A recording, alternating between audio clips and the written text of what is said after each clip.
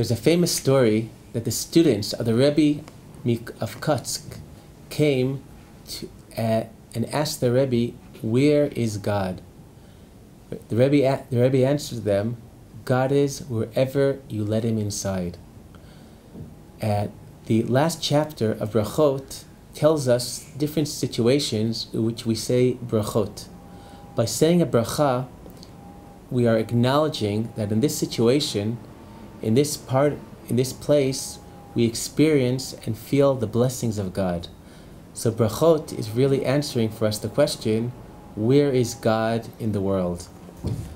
The chapter begins by telling us, Haro'eh makom shenasu bo nisim liYisrael omer Baruch shasa nisim lavotenu b'makom hazeh.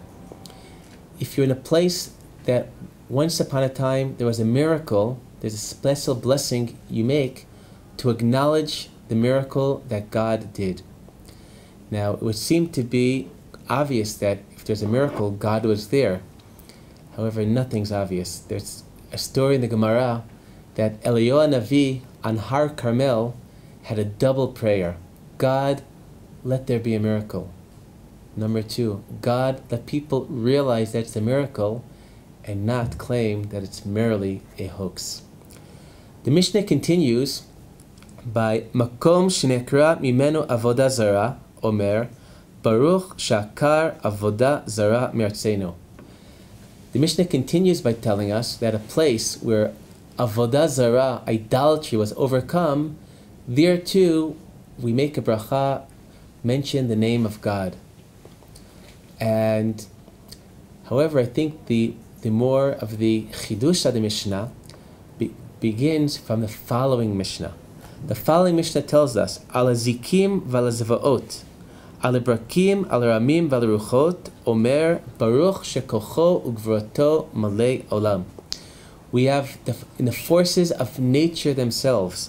Zikim is comets, zvaot an earthquake, brakim lightning, ramim thunder, ruchot and winds. In the workings of nature itself, first with more unusual phenomena, but then to more normal phenomena, in the power of nature itself, we feel the power of God. And we make the bracha, Baruch shekocho ugvurato malei olam.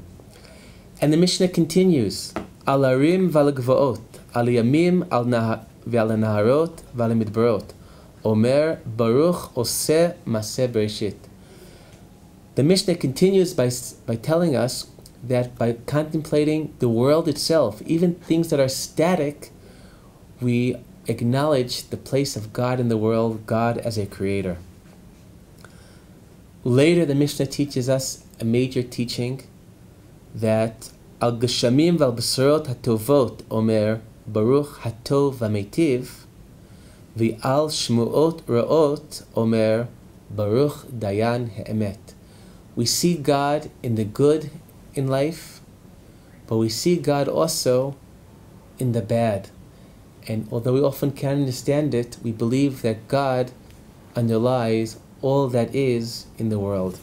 As the verse in Sefer Yeshayahu, Perek Mem Hey, Pasukim Hey Ad Zayin, Ani Hashem ve'ein od zulati, ein Elohim ve'azrech ka v'lo yadatani, Laman yidu mimizrach shemesh marava ki efes biladi ani Hashem, ein od, yotzer or uvarei choshech, creator, former of light, creator of darkness, Oseh Shalom, maker of peace, Uborera, creator of evil. Ani Hashem Oseh Kol Elu. I am God who has made all of this. The Mishnah continues to the field of human endeavor. At least in the human endeavor, I could say, this isn't an act of God, this is my endeavor. Nevertheless, the Mishnah teaches us, Bana bayit chadash, v'kana kelem chadashim, someone builds a new house, buys new clothing, Omer Baruch shehechiyanu. Maybe you did it, your hands did it, but it's God who gave you life. Shehechiyanu v'kimanu v'giyanu lazman hazeh, which underlies that blessing, that creation that has taken place right now. We later see the complexity of life when the Mishnah teaches us, Mevarech al hara'a mein tova ve'al tova mein hara'a. We bless on, even when there are mixtures, there's good, which has a bad that has a good aspect, and good that has a bad aspect. Because generally, with the complexity of life, things are generally not all good or all bad, but there's always some sort of mixture between them. In both these situations, we acknowledge God. And we'll go to the closing of the Mishnah, where the Mishnah teaches us, at the very end of the chapter, it says, Vitkinu she'adam sho'el et shalom chavero b'shem, about a decree that we allow people to greet one another using the name of God. Shneamar v'nei Boaz ba mi beit lechem v'yomar lekotrim Hashem imachem v'yomer lo yivrechacha Hashem.